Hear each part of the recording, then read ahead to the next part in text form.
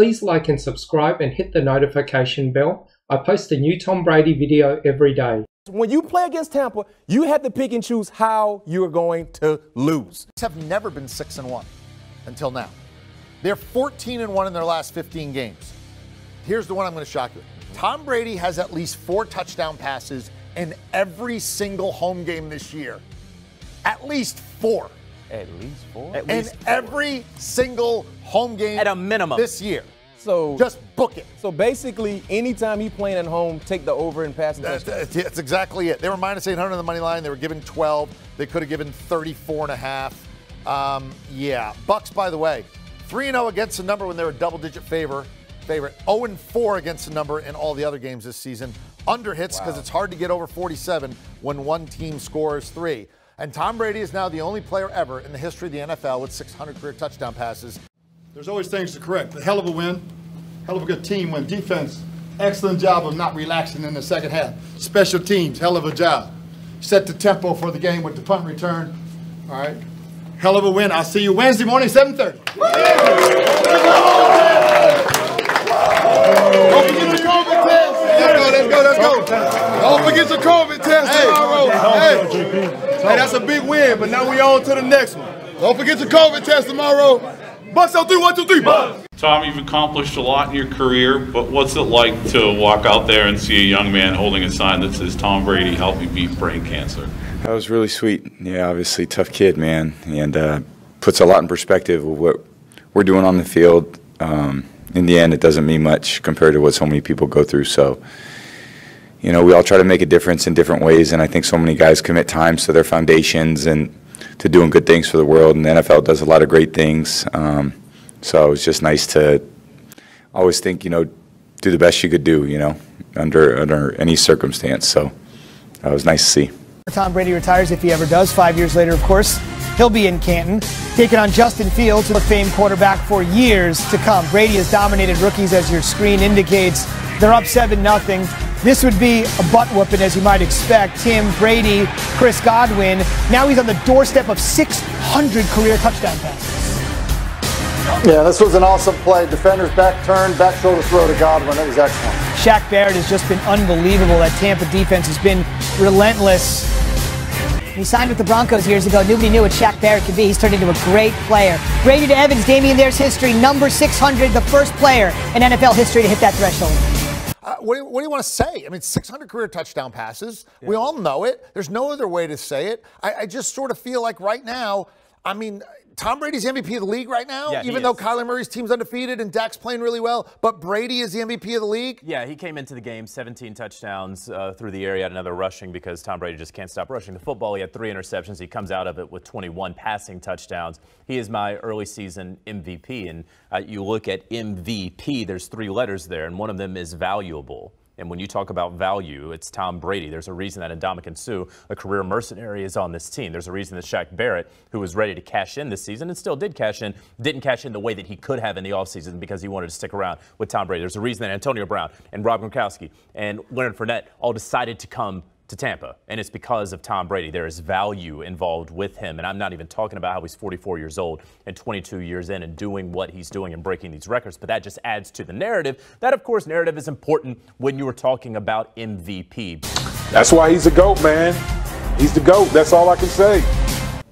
On a less significant note, what do you say to that fan who gave you back your 600th ball? That was really cool. I got in the bag over there, so Mike gave it away. He goes, man, I'm sorry, man. I get it. I said, sorry. I'm sure they'll figure out a way to get it back. But I don't keep too many. I don't actually keep too many things. So, in that circumstance, I just, felt like that might be a good one to keep. The fan said when you asked for the football, he said he couldn't say no to Tom Brady. You gotta give respect to the. That's pretty cool. That's pretty cool. He's gonna get something nice in return. So we'll get him a helmet or a couple jerseys or some other stuff. So it was really cool of him to do that. Well, getting the ball was really cool. I don't normally sit in the front row, so I've never gotten the ball before. And then giving it up was tough. The trainer came over and asked for it. But what am I going to do, say no to Tom Brady? So he asked for the ball back. I didn't really need the ball. It was cool. I got to hold it, take pictures with it, all that sort of stuff. And then Tom Brady wanted it, so I gave it back. Did you have to think twice about it? I told the trainer no twice, but finally I said yes. And so how did he convince you?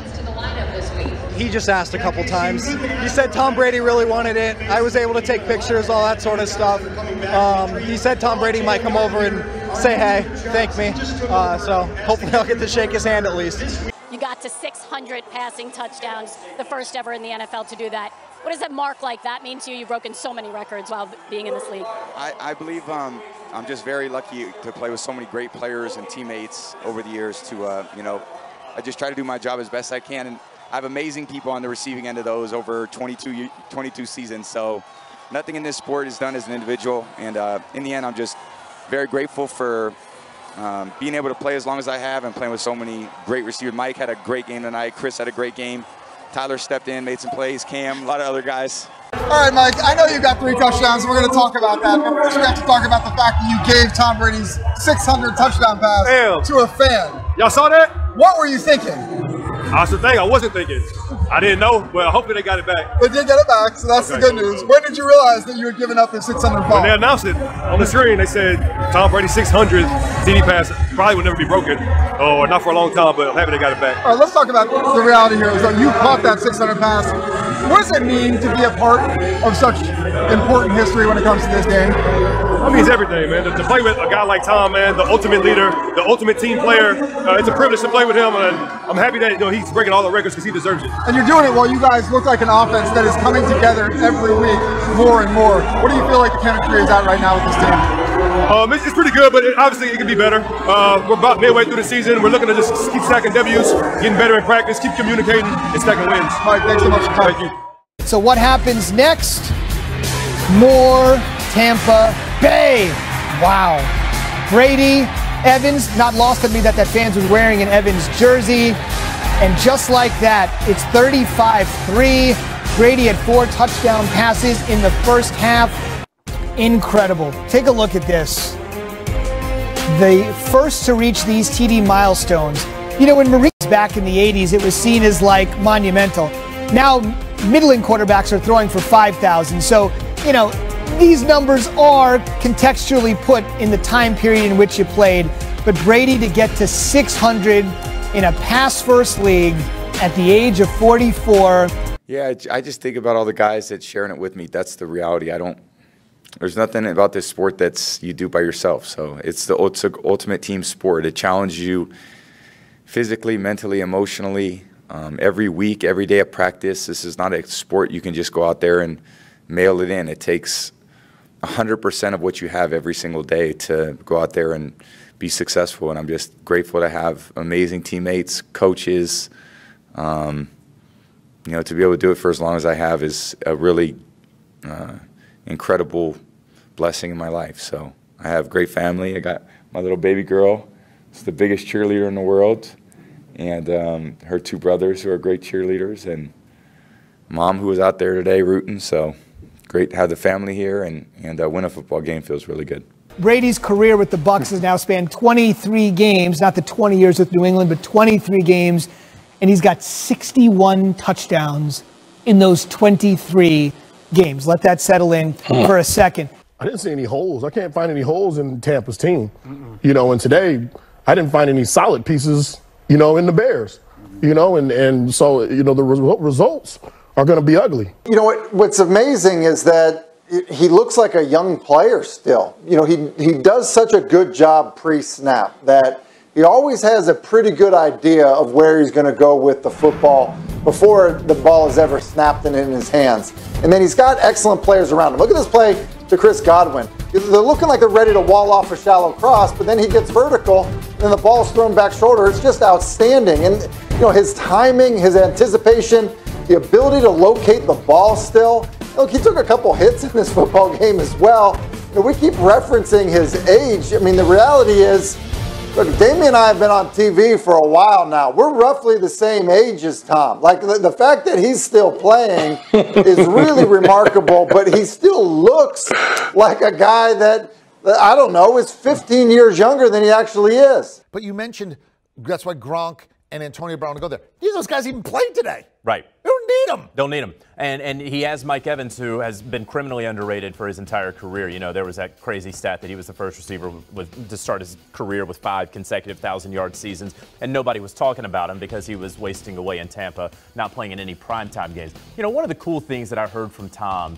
that we never saw in the 20 years in New England, he's really showing so much more of his personality, but he also he admitted, I wanted that football, that 600 football. I've sort of wondered, like, does he keep the jerseys? Does he ever do the jersey exchanges with guys? Does he care about guys are asking him. Right. Does he care about these footballs? Where does he have his MVPs? All that stuff. Does that stuff really matter? And not only is he's letting us into his world a lot more as he continues to push this GOAT conversation even further and further out of reach, right? And really the Super Bowl against Atlanta solidified it and everything that he does on top of that. But I thought it was cool him telling our Tracy Wolfson, like, nah, you know, I really wanted that football back. We're all talking about Tom and what he does during the game. And really just on a bigger picture, what Justin Fields can learn from playing 2 Hall of Fame quarterbacks. And last week we talked about maybe he should watch Aaron Rodgers play action, the way he takes everything seriously, the fake, the hold on his hip,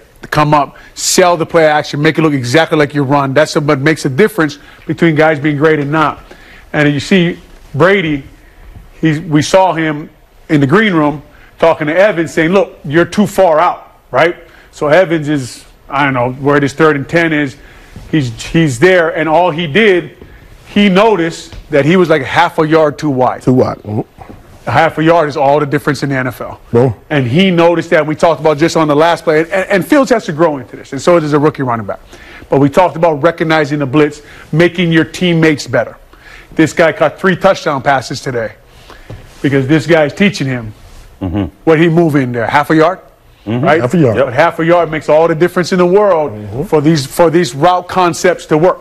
And he's over here, and people keep asking what his secret is. His secret is he never lowers his standard.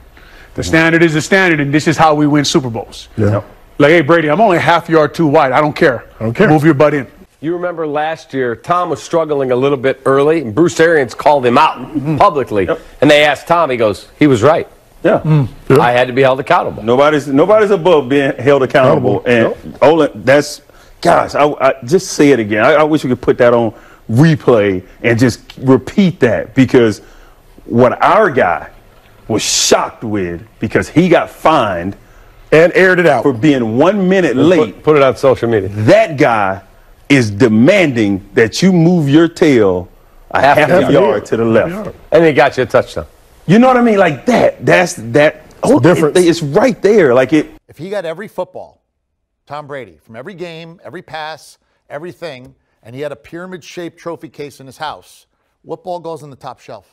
Probably the one today. More than any Super Bowl win. I don't know. Oh, no. I mean, any ball in that career. Maybe the game ball against New England. Or the most recent. How about the Super Bowl for Tampa? Yeah, the most recent Super Bowl for Tampa. Because that showed everybody it's like, I was not, it's not Belichick, it's not the system, it was me. I think it's safe to say, and we just talked about the Rams, Matthew Stafford, Cooper Kupp, and their offense.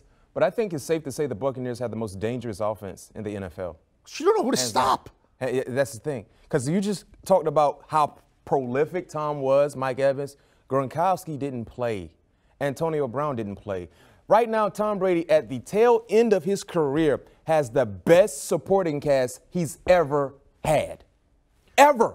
Think about it. He had Randy Moss. He had Randy Moss, but Randy, he has Mike Evans, he has Antonio Brown, he has Chris Godwin, he has Gronkowski, he has playoff Lenny. Defense was amazing. They played great, obviously played great. And, we got off to a fast start and then had a few goal line stands there that we just didn't quite get it in, which was kind of good to leave a little bitter taste in our mouth. So we left some meat on the bone, and, we'll get back out there this week and try to get better and improve. And obviously we have a huge division game against the Saints in the Dome on Halloween night, which would be a great environment for football. So take the time to, see what we can learn from this game and try to be better.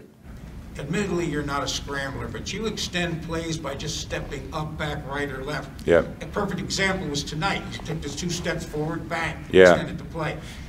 Yeah. Do you just have a feel for that?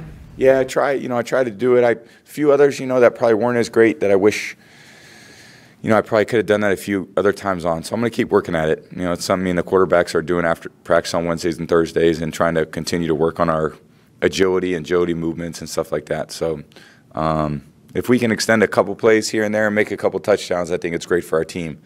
But so many guys played great tonight. The running backs played great. The line played phenomenal. Anytime you almost have 200 yards rushing, defense was incredible. Receivers did a good job. So, you know, just wish I had a couple better throws, but other than that, you know, it was a great win. Tom, how was Mike available so much? Because I know he beat some double coverage too. He got a lot. He got a lot of double coverage. He got open on the deep route, which was great. Caught the ball in the fade. He just does a great job. I mean, he's an incredible receiver. I mean, he's so gifted in every way. He's quick. He's tough. He's strong. He's physical. Just does an incredible job for us. Out there every day at practice, doing everything he can to help the team win. Chris does an amazing job. So obviously they're, you know, an incredible group of receivers that we got, and great group of tight ends, great group of backs. The line's playing great. Defense is playing great. So it's all, you know, put ourselves in a decent position. We've got to keep going. Obviously it's just the middle of the race right now. So got a lot more football ahead of us. Any talk, Tom, about you taking the second half off or coming out in the middle of the third quarter, anything like that? No, I think it's only the 7th game of the year, so there's a lot of room to improve on what we're doing, and we're going to keep trying to get better. That's it for this video. I post a new Tom Brady video every day, so please like and subscribe. That way you'll always have a new Tom Brady video to watch every single day. Thanks for watching.